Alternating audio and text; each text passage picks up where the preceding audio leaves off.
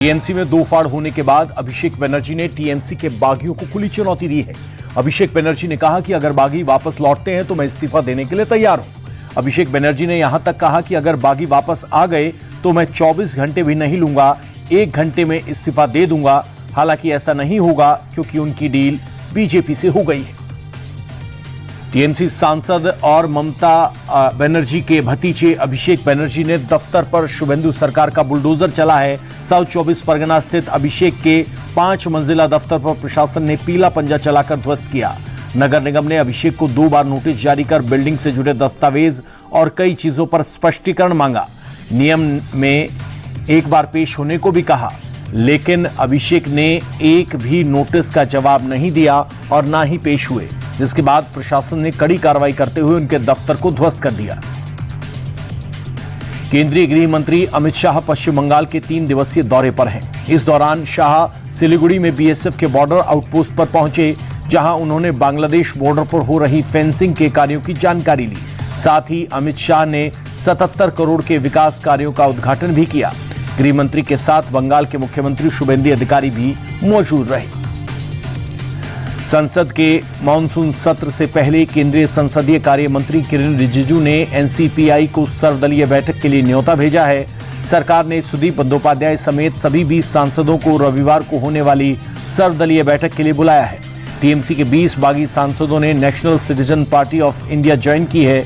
20 जुलाई को सदन का मानसून सत्र शुरू हो रहा है। राम मंदिर में चढ़ावा चोरी को लेकर उद्धव ठाकरे ने बीजेपी पर जबरदस्त हमला बोला। उद्धव ने कहा कि बीजेपी ने राम के नाम पर सत्ता भोगी, लेकिन अब उनके शरीर में राम की जगह शैतान घुस आया है।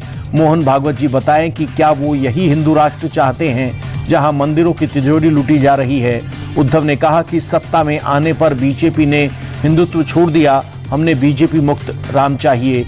इनके पाप के लिए हिंदू कभी माफ नहीं करेंगे। ये सिर्फ चढ़ावे की चोरी नहीं बल्कि करोड़ों राम भक्तों की आस्था की चोरी है।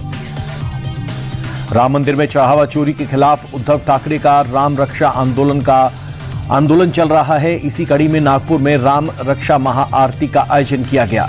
इसमें उद्धव ठाकरे भी शामिल हुए। नागपुर आरएसएस का गढ़ है और यहां उद्धव ठाकरे ने प्रोटेस्ट किया। चढ़ावा चोरी के बाद उद्धव ठाकरे ने राम रक्षा आंदोलन की शुरुआत दादर के हनुमान मंदिर में हनुमान चालीसा और राम रक्षा पाठ करके शुरू की। इस प्रोटेस्ट के जरिए वो पूरे महाराष्ट्र में बीजेपी को घेरने की कोशिश कर रहे हैं। महाराष्ट्र में सियासी पारा हाई हो गया। एक तरफ उद्धव ठाकरे राम रक्षा पाठ कर रहे हैं तो दूसरे जवाब में बीजेपी ने अमरावती में सुंदरकांड का पाठ किया। सुंदरकांड का पाठ पूर्व सांसद नवनीत राणा द्वारा करवाया गया। इस दौरान भगवान श्री राम से उद्धव ठाकरे को सद्बुद्धि देने की प्रार्थना की गई। बीजेपी का कहना है कि उद्धव हिंदुत्व और शिवसेना प्रमुख बाला साहब ठाकरे के विचारों से दूर हो गए हैं। सुंदरकांड पाठ में बीजेपी विधायक प्रवीण पोटे पाटिल, राज्यसभा सांसद अनिल बोर्डे समेत बड़ी संख्या में बीजेपी कार्यकर्ता शामिल हुए। सोनम वांगचुक को जंतर मंतर से जबरन हटाए जाने के खिलाफ देश भर में गुस्सा है। मुंबई में बीएमसी दफ्तर के बाहर छात्र संगठन एआईएसएफ ने जोरदार विरोध प्रदर्शन किया। प्रदर्शनकारियों ने केंद्र सरकार के खिलाफ जमकर नारेबाजी की और पेपर लीक मामले को लेकर शिक्षा मंत्री धर्मेंद्र प्रधान के इस्तीफे की मांग को दोहराया। सोनम वांगचुक को जबरन अस्पताल पहुंचाने पर सियासत शुरू हो गई है। केजरीवाल, अखिलेश समेत पूरा विपक्ष सरकार पर हमलावर है। केजरीवाल ने कहा कि गांधी जी ने भी लंबे समय उपवास रखे थे।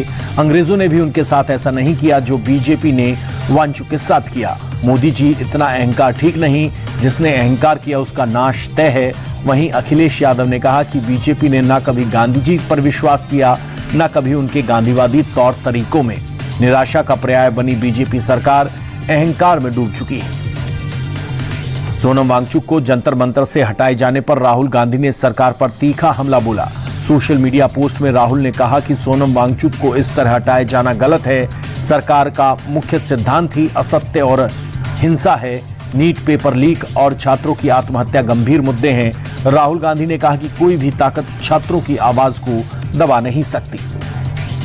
सोनम वांगचुक को लेकर विपक्ष के हमलों का जवाब मोदी सरकार के मंत्री चिराग पासवान ने दिया। चिराग ने कहा कि विपक्षी दल सोनम वांगचुक के जरिए अपनी खोई हुई सियासी जमीन को तलाश रहे हैं। सोनम वांगचुक की सेहत को लेकर सरकार से कोर्ट तक सब चिंतित हैं, लेकिन विपक्ष इसे सियासी मौके की तरह देख रहा है। दिल्ली पुलिस के नए कमिश्नर फुल एक्शन में हैं। पदभार संभालने के अगले ही दिन उन्होंने पुलिस के आला अधिकारियों के साथ मीटिंग की। पुलिस कमिश्नर ने साफ शब्दों में कहा कि दिल्ली पुलिस का करप्शन फ्री रहना बहुत जरूरी है। अगर किसी के खिलाफ करप्शन की शिकायत मिली तो सख्त कार्रवाई होगी। दिल्ली पुलिस पर लोगों का भरोसा बना रहना जरूरी है। दिल्ली में ट्रैफिक पुलिस को एक्टिव होकर काम करने और दिल्ली के ट्रैफिक व्यवस्था में सुधार लाने के लिए भी निर्देश दिए गए हैं। 2024 के लिए 72वें नेशनल फिल्म अवार्ड्स का ऐलान कर दिया गया है। फिल्म आर्टिकल 370 को बेस्ट फीचर फिल्म का पुरस्कार मिला। वहीं फिल्म श्रीकांत को सर्वश्रेष्ठ हिंदी फिल्म का पुरस्कार मिला। आर्टिकल 370 के लिए यामी गौतम को बेस्ट एक्ट्रेस का अवार्ड दिया गया। वहीं ब्रायुगम के लिए मुमटी और चंदू चैंपियन के लिए कार्तिक आर्यन को लीडिंग रोल में बेस्ट एक्टर का पुरस्कार दिया गया। तेलुगु फिल्म काल्की 2898 AD बेस्ट पॉपुलर फिल्म चुनी गई है। अहमदाबाद के महमूदपुरा में एक पटाखा फैक्ट्री में विस्फोट के बाद भीषण आग लग गई। इस हादसे में 8 लोगों की मौत हो गई, जबकि 15 लोग गंभीर रूप से घायल हैं, जिन्हें इलाज के लिए अस्पताल में भर्ती करवाया गया। धमाका इतना तेज था कि 5 किलोमीटर तक आवाज सुनाई दी। बताया जा रहा है कि फैक्ट्री लाइसेंस रद्द होने के बाद भी अवैध रूप से चल रही थी। फैक्ट्री के पीछे RAF का कैंप है। धमाके की आवाज सुनने के बाद RAF जवान मौके पर पहुंचे और घायलों को अस्पताल पहुंचाया। गुरुग्राम के NH48 पर एक बड़ा हादसा होने से टल गया। नरसिंहपुर इलाके में अचानक 11,000 वोल्ट की हाई टेंशन बिजली की तार टूटकर सड़क पर गिर गई। तार के सड़क पर गिरने से जयपुर से दिल्ली की ओर आने वाले रास्ते को बंद कर दिया गया, जिसके चलते करीब 4 से 5 किलोमीटर लंबा जाम लग गया। घटना की सूचना प्रशासन तक पहुंची। प्रशासन की टीम ने बैरिकेडिंग लगाकर उस इलाके को घेर लिया और तार से दूरी बनाए रखने की सलाह दी। महाराष्ट्र के धुले में तेज रफ्तार कार का कहर देखने को मिला, जहां मुंबई आगरा हाईवे पर ट्रक और कार की भीषण टक्कर हो गई, जिसमें 2 लोगों की मौके पर मौत हो गई और 5 लोग गंभीर रूप से घायल। घटना के बाद मौके पर अफरा तफरी मच गई। सूचना पर पहुंची पुलिस ने घायलों को बाहर निकालकर अस्पताल में भर्ती करवाया। यूपी के सीतापुर में उस वक्त हड़कंप मच गया जब एक आम लदे ट्रक में भीषण आग लग गई, जिससे लाखों रुपए का आम जलकर खाक हो गया। हालांकि ड्राइवर ने कूदकर अपनी जान बचा ली। ट्रक सहारनपुर से बिहार जा रहा था। बताया जा रहा है कि ट्रक के टायर में आग लगी थी। देखते ही देखते पूरा ट्रक जलकर खाक हो गया। सूचना पर पहुंची पुलिस और फायर ब्रिगेड की टीम ने आग पर काबू पाया। यूपी के हापुड़ में दबंगों के हौसले बुलंद हैं। एक युवक पर धारदार हथियार से जानलेवा हमले का CCTV फुटेज सामने आया है, जिसमें दबंग खुलेआम गुंडागर्दी करते